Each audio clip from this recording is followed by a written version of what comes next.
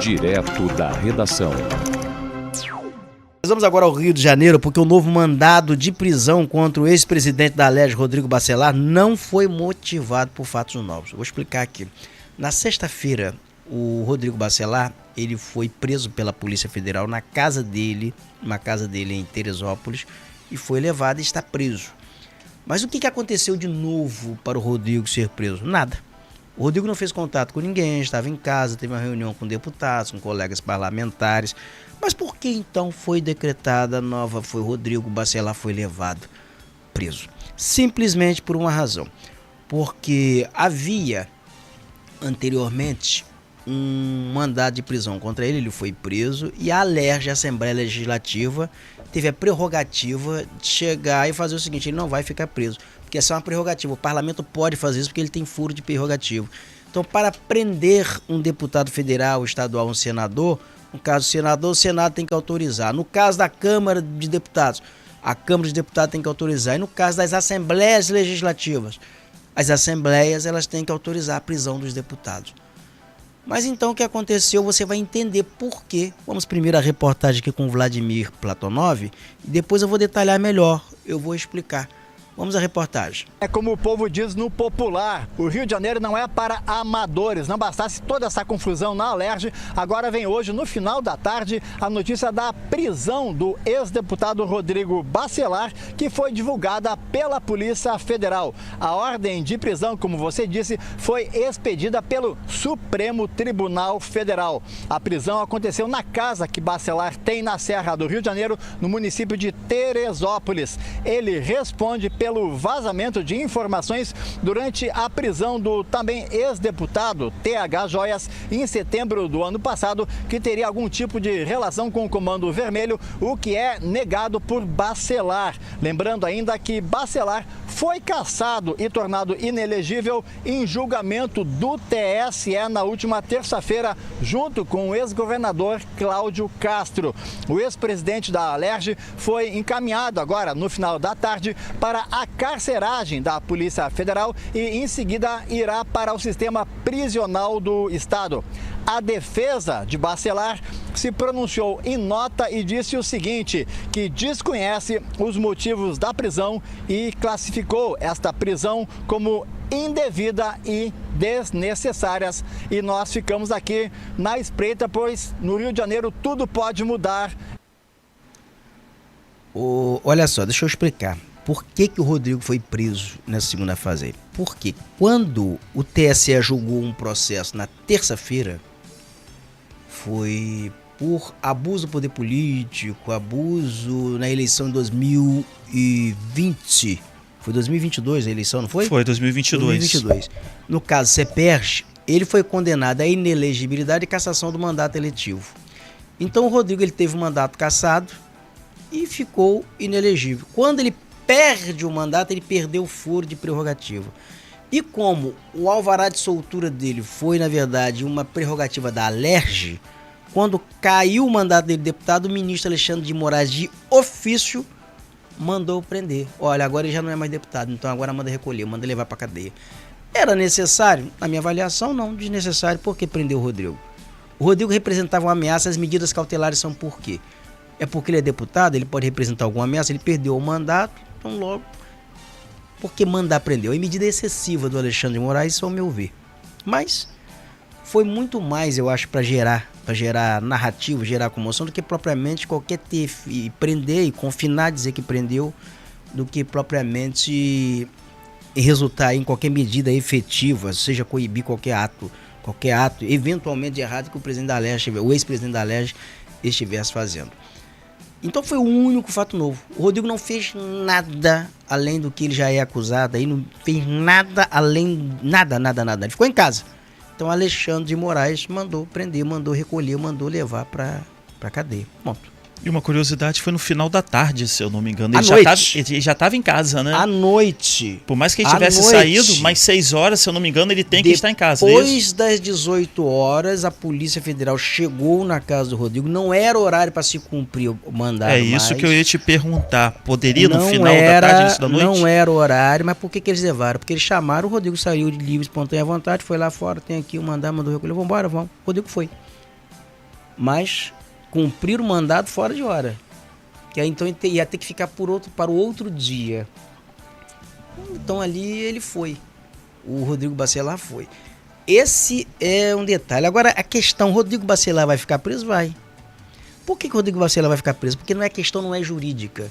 Juridicamente, o que se produziu em termos de narrativa da Polícia Federal, em termos de documento, é um lixo. Porque não se produziu nada. Rodrigo é acusado de ter vazado informações para TH Joias, porque recebeu a informação de um desembargador em um jantar, e a Polícia Federal disse que o jantar não existiu. Mas diz que não existiu o jantar, mas eles podem ter se encontrado, podem ter falado, tudo pode.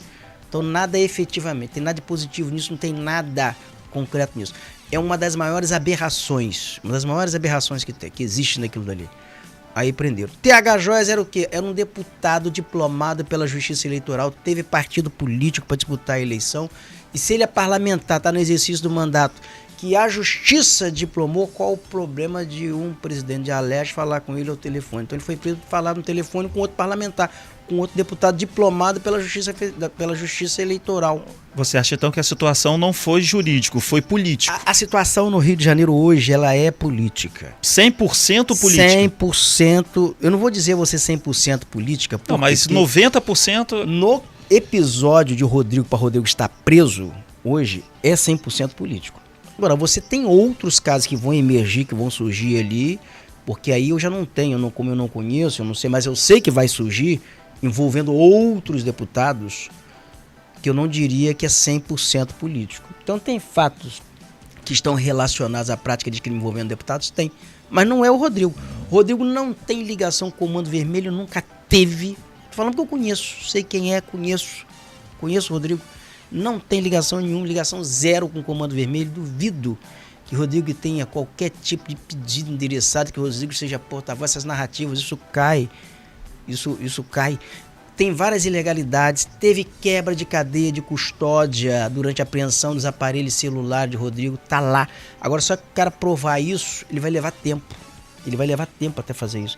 Daqui a 5, 10 anos vai anular a quebra de cadeia de custódia. Agora, o problema é que você recorre a quem quando é Supremo Tribunal Federal?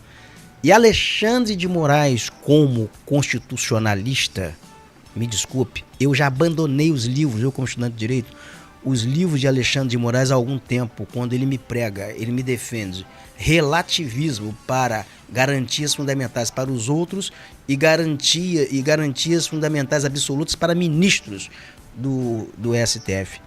Veja bem, se o Rodrigo ele está sendo penalizado por falar, por atender um telefonema de TH Joias, que era deputado com ele na Alerj, o que falar de Vacário Neto, um banqueiro, que segundo informações da imprensa que está noticiando aí, pelo menos se for verdade, que o Vacário estava tentando contato com o Alexandre de Moraes. O Vacário está preso.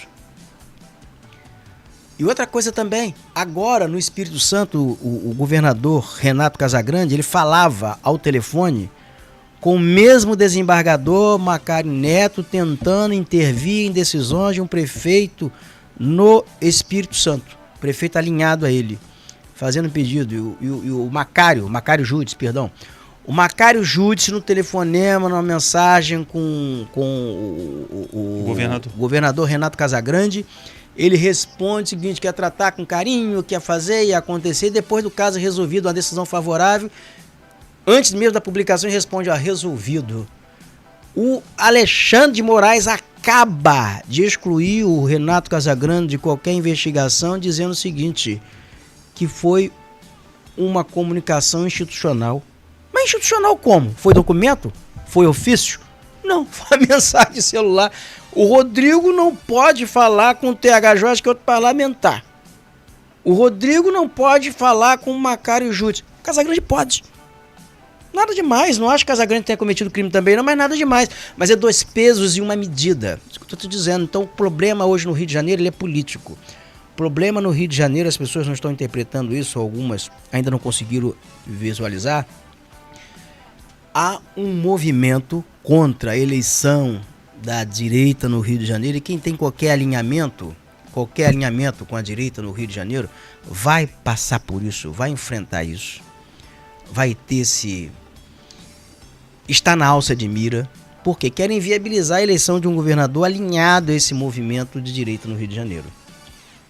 Há um pacto entre o governo, um pacto governista entre o Supremo Tribunal Federal, porque sabe, se esse movimento elege maioria parlamentar, vai partir para capar ministro do Supremo Tribunal Federal, do TSE. Esse desalinho todo começa com aquela onda bolsonarista. Isso desacertou o país. O judiciário entrou demais para dentro do processo político no Brasil e desacertou. E não tenham dúvida, vão prender mais deputados da Assembleia Legislativa. Mas vai levar um monte. Vai ter gente que vai sair, que estava fazendo dancinha com vassoura na mão, vai acorrentada para dentro de regime diferenciado pelo o material que tem, os elementos de convicção que tem, e eles têm elemento para fazer isso. Então vai desmontar, vai haver um desmonte da Alerj. E tem maçãs podres dentro da Alerj, tem várias. E vai desmoralizar, o parlamento já está desmoralizado. É um processo de desmoralização do parlamento que teria a prerrogativa de eleger um novo governador por via indireta. Já está desgastante demais. Já está, então a população não aguenta mais, a verdade é essa. Então eu acho que os advogados do Rodrigo fizeram tudo correto, apresentaram os recursos, mas são inócuos, porque a questão ali, a discussão não é jurídica, é política. A questão no Rio de Janeiro hoje é uma questão política. Isso é um ponto. É um fato. É um fato que não tem, assim, não deixa a menor dúvida.